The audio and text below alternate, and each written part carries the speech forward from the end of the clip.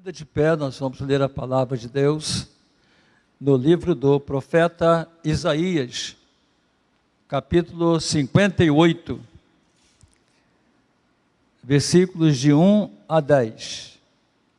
Isaías 58, de 1 a 10. O irmão em casa, abra sua Bíblia também, leia conosco este texto do profeta Isaías. Este livro é também chamado Evangelho de Isaías.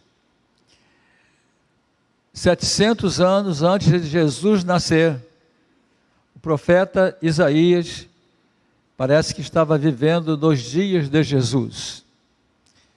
Vamos ler. Grite bem alto sem parar, tão alto quanto uma trombeta.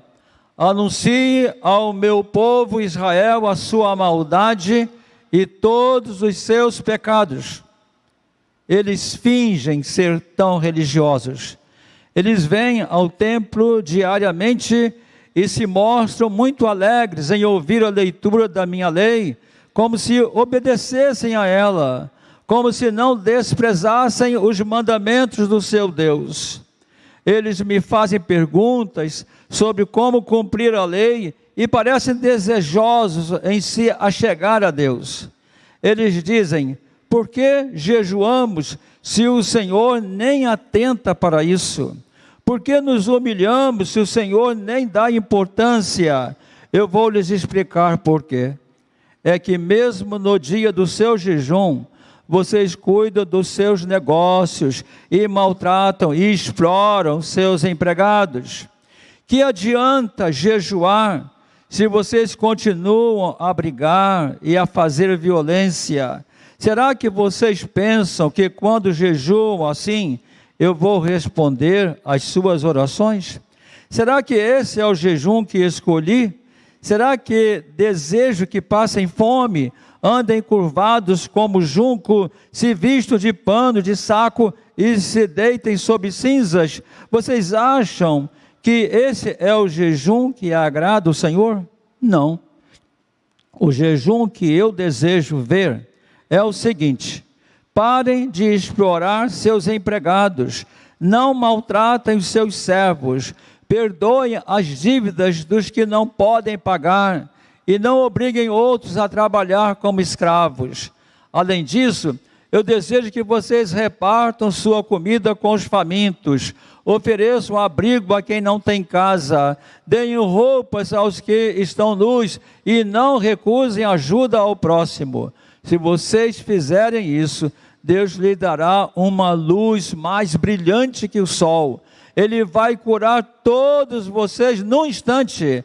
A sua retidão vai servir como proteção para os seus passos, e a glória do Senhor estará na sua retaguarda para os proteger. Então, quando vocês clamarem ao Senhor, Ele responderá. Quando vocês gritarem por ajuda, Ele dirá: eu estou ao seu lado. Se vocês acabarem com todo tipo de exploração, se pararem de fazer ameaças e de espalhar mentiras, se abrirem a alma de vocês para os famintos, ajudarem e consolarem os desesperados, então a sua luz aparecerá, brilhante nas trevas, e a sua escuridão se tornará clara como o meio-dia. Amém, irmãos? Quero assentar-se. Podíamos fechar a Bíblia e ir embora. Está tudo aqui. Está a pregação e a aplicação do texto. Está tudo aqui em Isaías 58, de 1 a 10. É só obedecer. O jejum é praticado pelos seguintes motivos: por motivo político, greve de fome. As pessoas, por motivos políticos, resolvem fazer greve de fome. Outro por desafios, ficar muito tempo sem comida. O caso do faquir. Uma ocasião eu fui visitar um faquir. Coisa horrível. mais de 20 horas, quase 30 horas, sem comer nada. Também por vaidade, para o corpo poder caber dentro daquele vestido, para poder voltar a vestir aquele terno, por vaidade. Também por motivos medicinais. Um médico brasileiro, mas de origem chinesa, ele estudou medicina no Brasil e na China. Ele recomenda no seu livrinho que o jejum de um dia a cada 2 meses para a limpeza do organismo. Também tem o jejum para fazer exames, alguns exames de sangue, 10 horas, 12 horas de jejum, até mesmo para fazer uma cirurgia. Jejum religiosos, que é o nosso assunto nesta manhã. Jejum no Antigo Testamento, Levítico 23, 27, diz: no dia da expiação o judeu devia afligir sua alma. Único jejum recomendado na lei de Moisés. Deuteronômio 9, 9 diz: o jejum de Moisés do Monte Sinai, 40 dias sem pão e sem água. 1 Reis 19, 8, Elias fez o jejum de 40 dias e 40 noites, depois daquela refeição servida pelo anjo. Um dia no seminário, um colega seminarista que morava no seminário, passava muita fome, comia muito biscoito, bebia muita água. Então o seminarista estava interessado em saber que comida era essa, né? Que o anjo serviu a Elias e depois ele ficou 40 dias e 40 noites sem comer nada. 1 Reis 21, 9, Jezabel conclamou um jejum nacional. Uma mulher incrédula conclamou um jejum nacional para esconder o crime contra Nabote. Aparência de piedade para esconder o pecado. 2 Crônicas 20, versículo 3, diz: o rei Josafá pôs-se a buscar o Senhor e apregoou um jejum em todo Judá. Esdras 8, 21, Esdras proclamou um jejum na beira do rio Ava, para se humilhar e pedir perdão, pedir um caminho seguro ao Senhor. Neemias 9, 1, o povo fez um jejum para mostrar arrependimento e confissão de pecados. Esther 4,16, a rainha Esther mandou o povo judeu fazer o jejum de 3 dias antes dela falar ao rei. Salmo 35, versículo 13, Davi orava e jejuava pelos amigos enfermos. Daniel 10, versículo 2 e 3, Daniel jejuou 3 semanas. Não comeu alimento desejável, nem carne nem vinho. Tudo indica que comeu outros alimentos que não eram desejáveis. Joel 1,14, o profeta diz: santificai um jejum, convocai uma assembleia solene, congregai os anciãos e todos os moradores da terra na casa do Senhor vosso Deus, e clamai ao Senhor. O povo estava em rebeldia, e Deus mandara uma nuvem de gafanhotos para destruir as plantações. Então Deus falou com Joel: manda o povo se consagrar, fazendo um jejum. No Novo Testamento, Mateus 4, 2, Lucas 4, 2, Jesus jejuou 40 dias e 40 noites na tentação do deserto. De Mateus 15, 32, a multidão estava em jejum, mas porque não tinha comida. 2 Coríntios 6, 5, Paulo fala que sofreu açoites, prisões, tumultos, trabalhos, vigílias e jejum, mas na lista de sofrimento. Não foi um jejum de consagração. 2 Coríntios 11, 27, Paulo fala do seu sacrifício em trabalhos, fadigas, vigília, fome, sede, jejum, frio e nudez também, sofrimento. Em nenhum lugar a Bíblia diz que Paulo jejuou para agradar a Deus. O jejum moderno, tem o jejum moderno, jejum parcial, como jejum de 1 hora, jejum de 2 horas, jejum de 3 horas. Preguei numa igreja há muitos anos, a igreja estava em jejum. Então, os PGMs, cada um escolheu lá o seu jejum. Um PGM decidiu ficar em jejum de Coca-Cola durante 15 dias. O outro PGM ficou em jejum de novela. Outro PGM ficou em jejum de doces. Uns jejuns assim. Jejum de água, jejum de apenas uma refeição, jejum de doces por um certo tempo. As campanhas de oração e jejum, campanhas de oração e jejum de 40 dias, é uma cópia daquilo que outras igrejas fizeram em outros países, inclusive nos Estados Unidos.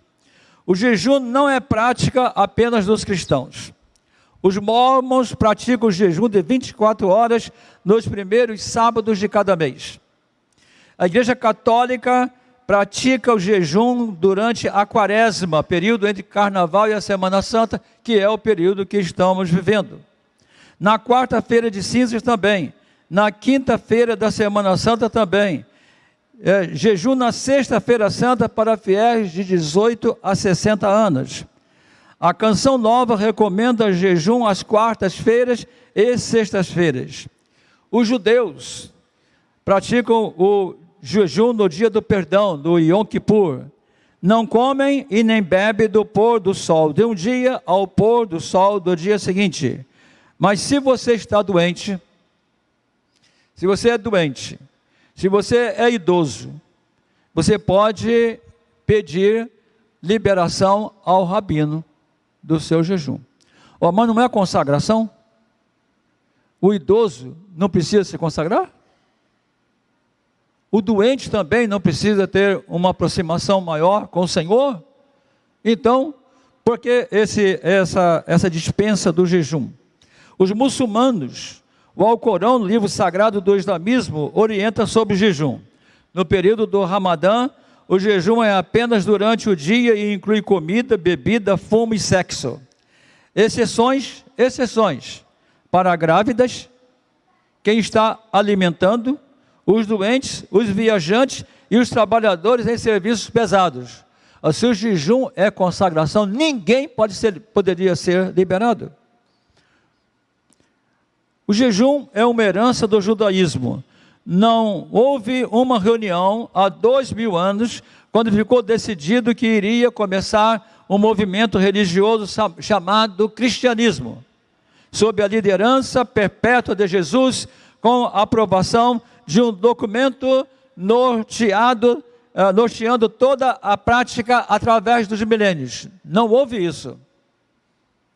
No Concílio de Jerusalém, relatado em Atos capítulo 15, lemos que os líderes da igreja estavam preocupados com o viver cristão dos não-judeus, ou dos gentios, que estavam se convertendo. E os apóstolos decidiram fazer uma reunião. Foi o primeiro concílio da igreja cristã, e no versículo 22 diz que eles se abstenham das contaminações dos ídolos, da prostituição e de animais sufocados. Não foi recomendado jejum. Em Lucas 5, 34 a 35, Jesus disse que os convidados não devem jejuar enquanto o noivo está presente. Se o crente vive na presença de Jesus, não há, então, motivo para jejuar. O jejum não garante poder espiritual. Um escritor, eu ainda tenho esse livro, acredita? O escritor diz que você faz jejum um dia, aí você emenda no segundo dia. Você, quando chega no terceiro dia de jejum, sem comer, sem beber, então você começa a ter uma dorzinha de cabeça. O escritor diz que essa dorzinha de cabeça é sinal que o Espírito Santo já vai começar a falar a você. E eu ainda tenho esse livro. Na tentação, Jesus jejuou, mas não foi para vencer o diabo. Ele venceu o diabo com a palavra de Deus. Ele venceu o diabo com a Bíblia. Deus não depende da nossa fraqueza física para manifestar seu poder espiritual, como está aqui em Isaías 58. Deus não deixaria de atender o pedido de uma pessoa doente, que não pode jejuar. Quando eu fiz cirurgia cardíaca, há 19 anos, eu fui ao médico, urologista, naquela época, meu urologista naquela época, que era diácono da igreja Sara Nossa Terra, na Barra da Tijuca. Falei com ele da minha cirurgia. Ele virou-se para mim e falou: você faz jejum? Eu pensei, vamos ter uma encrenca agora. Eu falei, não faço jejum. Ele disse, não faça jejum de jeito nenhum. Você precisa se alimentar muito bem, no máximo de 3 em 3 horas. Você fez uma cirurgia cardíaca. Onde está o recurso para a consagração? O que mexe com o coração de Deus não é a humilhação física, e sim a humilhação espiritual. George Whitefield, o maior pregador do Evangelho, lá no século XVIII, depois do apóstolo Paulo, era um homem que se humilhava diante de Jesus toda hora, passava horas orando, ajoelhado, lendo a Bíblia, orando e chorando. Esse homem ganhou milhões de pessoas para o Senhor Jesus Cristo. Não foi com jejum, foi com humilhação diante do Senhor. Em Mateus 17, 21, diz, mas esta casta de demônios não se expulsa, senão a força de oração e jejum. O texto está entre colchetes, nas melhores versões bíblicas, indicando que essa expressão não consta dos manuscritos do 4º século, os manuscritos mais antigos encontrados no norte do Mar Morto, nas cavernas de Qumran. Em Marcos 9, versículo 29, Marcos é o primeiro livro do Novo Testamento, Jesus diz, esta casta de demônios não sai de modo algum, senão a força de oração e jejum. E jejum, nesse texto, também não consta dos manuscritos, melhores manuscritos gregos do Novo Testamento. O jejum não pode ser imposto, não pode ser obrigatório. Um irmão, eu fui pregar numa igreja, série de conferências evangelísticas, de quinta a domingo. Fiquei hospedado na casa do pastor. Domingo de manhã, eu estou me arrumando, o pastor também. Ele virou para mim e falou, você costuma fazer jejum domingo de manhã? Eu falei, eu? É, porque eu e a fulana fazemos jejum todo domingo de manhã, a gente só fica sem comida até a hora do almoço, depois do culto e tal. Eu falei, mas eu não posso ficar em jejum não. Ele disse, ela não fez nem um café, mas se você quiser ela faz. Ah, muito bem. Também não fui à padaria comprar pão, mas se você quiser eu vou comprar o pão, então compro o pão. Eu tomei café sozinho, vou ficar em jejum. Depois eu descobri, depois ele me falou que ele estava terminando de ler o livro, o Jejum Bíblico. Você não pode viver de acordo com o último livro que você leu. Usar a inteligência, a oração, consultar o Senhor. Não é imposto. O jejum que agrada a Deus está em Isaías 58, que nós acabamos de ler. Verdadeiro jejum que o Senhor quer, que soltes as ligaduras da impiedade, que desfaças as ataduras do jugo, e que deixem livres os oprimidos. Um dia, num culto da manhã, o pastor perguntou à igreja, quantas irmãs vieram para a igreja nesta manhã e deixaram a empregada em casa cuidando da sua casa?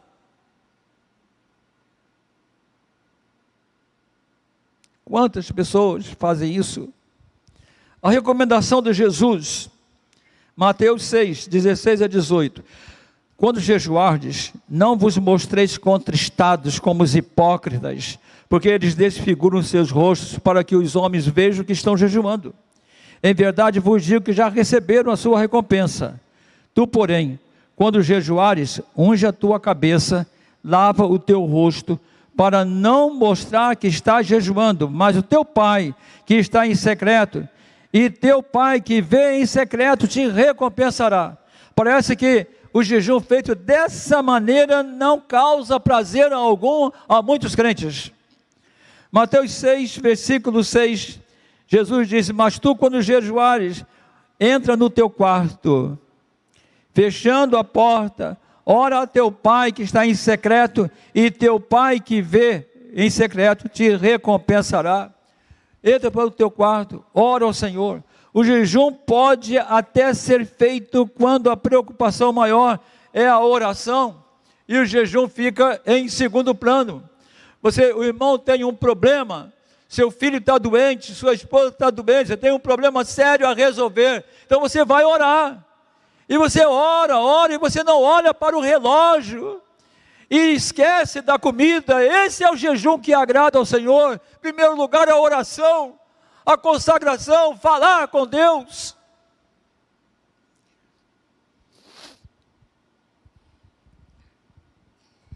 Quando estamos no culto, concentrados no estudo da palavra de Deus, na oração, na busca por uma vida mais consagrada, ou para a solução de um problema sério, o jejum pode até acontecer, mas em segundo plano.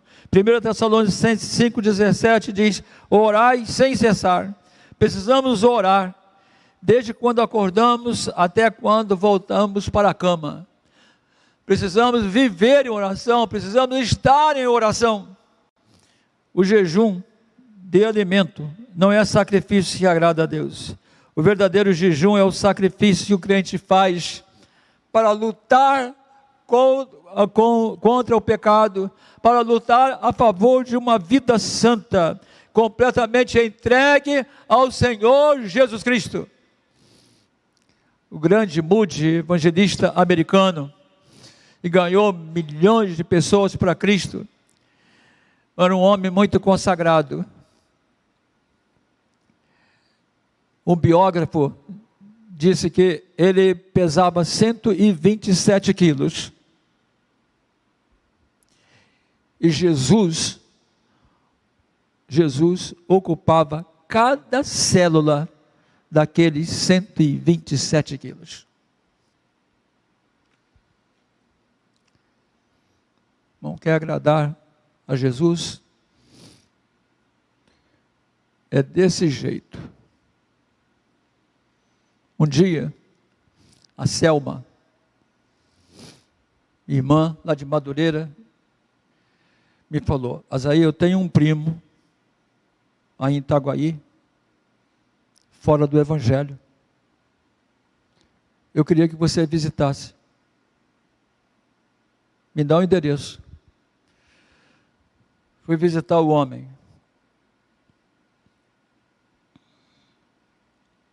Falei com ele sobre o Evangelho. E que eu gostaria muito de vê-lo aqui na igreja. Ele me disse: pastor, o senhor não leva a mal não, mas eu sou melhor do que muitos homens lá da sua igreja. Me pegou de surpresa.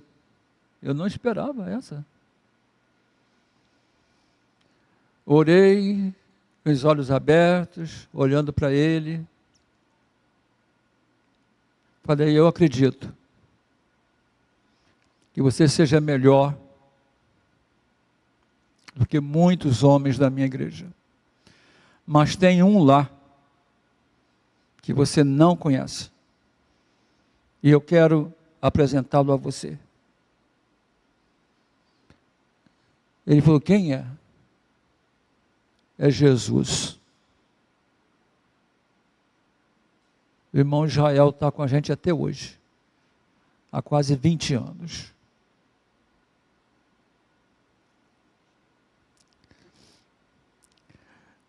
Precisamos estreitar o nosso relacionamento com Jesus. O Senhor dos céus, Senhor da terra, Senhor desta igreja, Senhor da sua vida, Senhor da minha vida. Nosso negócio é com Ele. Fala com Ele. Nós não nos consagramos por causa de práticas religiosas, por causa de água que veio lá do Jordão, se é que veio, por causa do sal que veio lá do Mar Morto, por causa do azeite que veio lá das oliveiras de Israel. Isso não serve para nossa consagração. A única pessoa que serve é Jesus. Vamos afinar o nosso relacionamento com Ele, com o Senhor Jesus. Há poucos dias eu perguntei a uma pessoa: como está o seu relacionamento com Jesus? Muito bom, muito bom. Você ora? Oro. Eu falei: olha, vamos fazer o seguinte, quando você for orar agora, você não fala nada não. Você fala com Deus: Senhor, fala ao meu coração. Você fica em silêncio, espera Deus falar. Porque você está falando muito com Deus, mas Deus não está falando nada ao seu coração. Ele fala, mas você não ouve. Procura se relacionar com o Senhor. Fala com Cristo.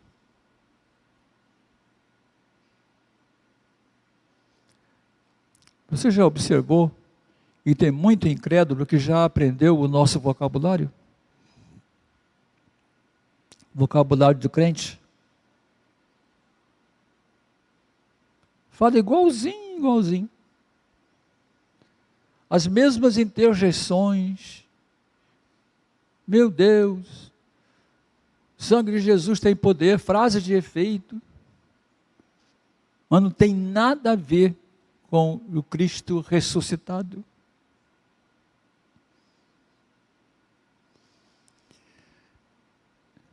Apocalipse 22, versículo 11. Foi um texto que Moody citou para um homem. O homem fez a seguinte pergunta: o crente pode fumar? Moody disse: pode. Pode.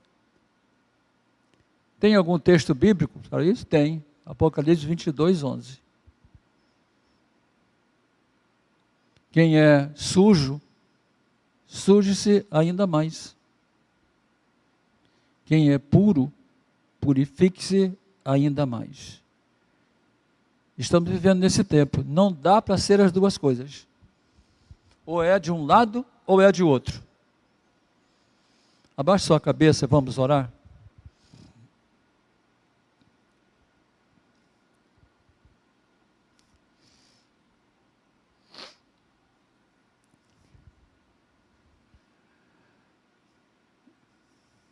Ore ao Senhor, consagre sua vida ao Senhor. Não é prática religiosa, é relacionamento com Jesus. É o que funciona. Dedique sua vida inteiramente ao Senhor, nosso Deus, nesta manhã. Você está afastado do Evangelho? Volta agora para Jesus. Até agora você tem sido um crente de terceira, mais ou menos. Faz o que quer. Jesus não tem nada a ver com a sua vida. Consagre a sua vida ao Senhor. Pai amado, nós te agradecemos, Senhor, por esta manhã maravilhosa, quando pudemos, Senhor, cantar louvores ao Teu nome, engrandecer o Teu santo nome, Senhor. Nós te agradecemos por cada vida aqui presente, por cada pessoa que nos acompanhou através da internet. Senhor, nosso Deus, abençoa nossas vidas, Senhor. Nós não queremos ser crentes mais ou menos. Nós não queremos, Senhor Deus, ser crente de fachada. Nós queremos, Senhor Deus, ter comunhão íntima contigo. Nós queremos, Senhor, que Tu sejas o dirigente, o comandante das nossas vidas. Dá-nos, Senhor Deus, sentimentos corretos. Ajuda-nos, ó Deus, a fazer exatamente aquilo que Tu queres. Usa, Senhor Deus, nossas vidas para impactar muitas outras, para aceitarem Jesus Cristo como seu Salvador. Guarda-nos, ó Deus, da vaidade. Guarda-nos, ó Deus, dos problemas relacionais. Usa-nos, ó Deus. Usa os Teus filhos, Pai. Usa os jovens, usa os adolescentes, as irmãs, os irmãos, Senhor, para a Tua honra e para a Tua glória, Senhor. Aceita nossas vidas, Senhor. Pedimos, Senhor, pelo culto da noite, que seja, Senhor Deus, uma grande manifestação da Tua graça abundante sobre muitas vidas. Pedimos, Senhor, em nome de Jesus. Amém. Amém.